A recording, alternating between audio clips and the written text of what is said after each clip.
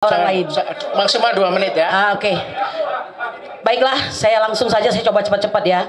Bapak Ibu sekalian yang saya cintai, kalau saya nggak memberikan pertanyaan, rugi saya datang pada hari ini ya.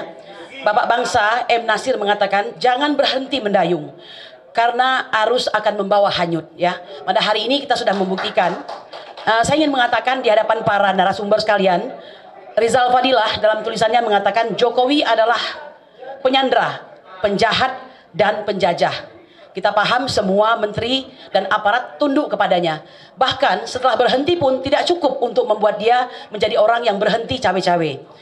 Saya ingin mengatakan ada setidaknya 3 yang saya catat yang berjuang pada hari ini. Satu diantaranya Tom Lembong, ya, dia sudah berhasil melepaskan dirinya dengan mengatakan bahwa impor itu sepengetahuan dan petunjuk dari Jokowi. Kedua, manusia merdeka yang bernama Said Didu, yang jelas-jelas ingin memperjuangkan bangsanya, tapi dia justru dilaporkan oleh Ketua Abdesi Desa Blimbing. Kemudian yang ketiga tentu saja dari partainya Bang Deddy, yaitu Mas Hasto, Sekjen PDIP, yang mungkin terinspirasi dari manusia merdeka. Sebelumnya saya ingin mengatakan, saya sebenarnya marah banget sama Bang Deddy Sitorus itu. Cuma alhamdulillah ya, ada perubahan, jadi saya melihatnya agak ganteng dikit begitu.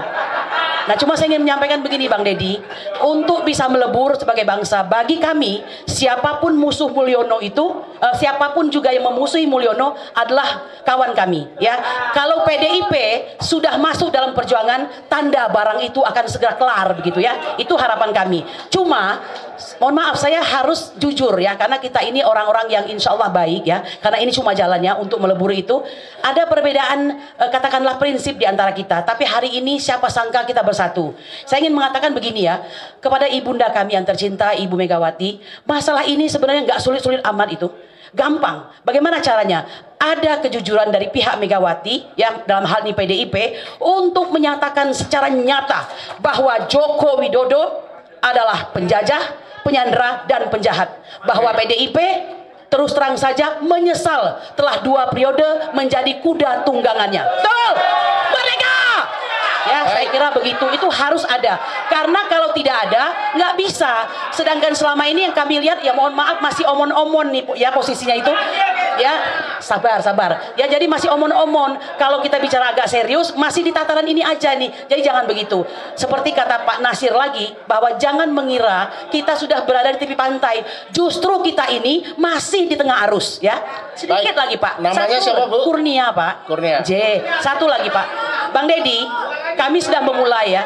Kami tidak suka dengan pemberian negara kepada Jokowi yang hampir 100 miliar dengan tidak dibantu oleh siapapun, dengan biaya sendiri. Kami bersama Aliansi Rakyat Menggugat, Aliansi Solo Bergerak, Aliansi Emak-Emak Lintas Provinsi hadir di Colomadu. Mungkin Anda sudah mengetahui ya.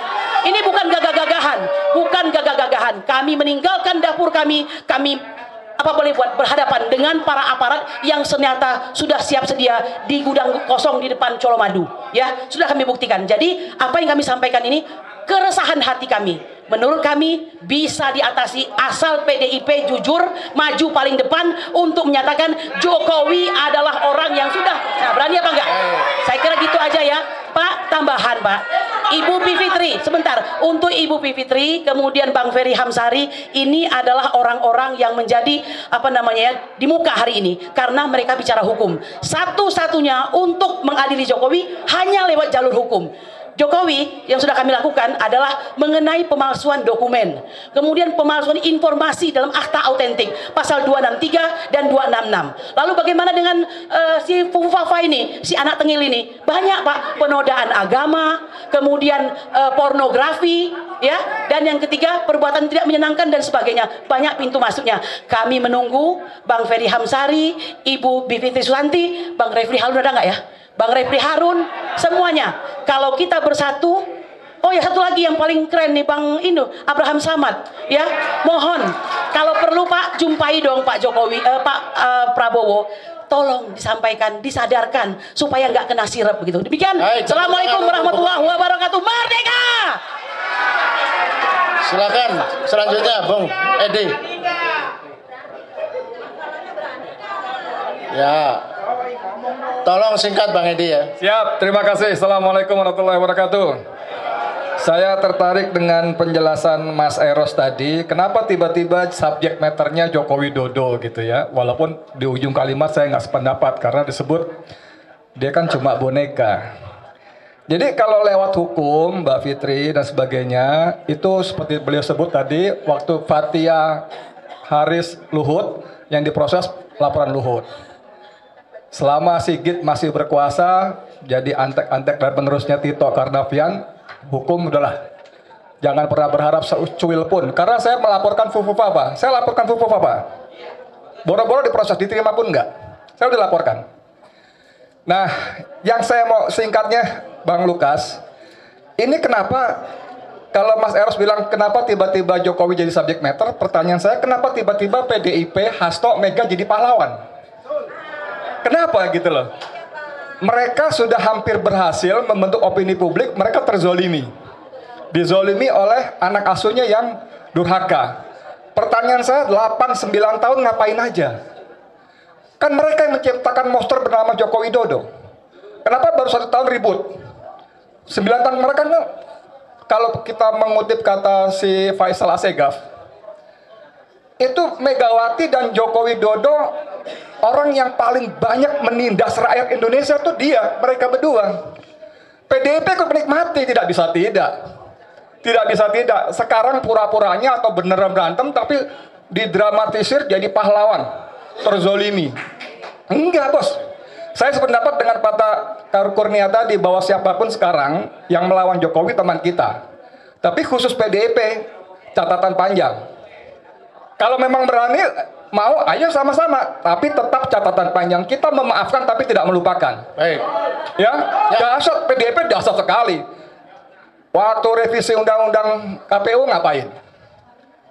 Semua begitu banyak KPU, KPK. Begitu banyak ngapain? Dulu waktu masih oposisi, BBM naik, mewek, nangis. Sekarang paling depan pasang badan. Jadi ngapain gitu loh. Nah teman-teman rakyat Indonesia, ini disiarin semua, jangan terkecoh. Jangan terkecoh sedikit pun juga, ya. Ini cuma masalah kesempatan, mereka berbeda jalan aja. Kalau masih satu, mereka saling menunggangi kok. Mereka saling menunggangi, tapi sudahlah. Kita melupakan, tapi tidak memaafkan. Ya, atau begitu saya tidak mau dua-duanya sebetulnya. Karena sejarah panjang sekali. Nah, saya suka dengan kalimat Mas Eros, 3R. Resah, rusuh. Revolusi. Revolusi. Baik. Saya minta teman-teman di sini mulai deh. Lupakan partai. Lupakan partai. Bukan partai. Partai, lupakan partai. Mereka cuma sekarang beda kepentingan aja, Pak. Begitu kepentingan sama, mereka sama-sama ngerampok lagi. Baik. Ya.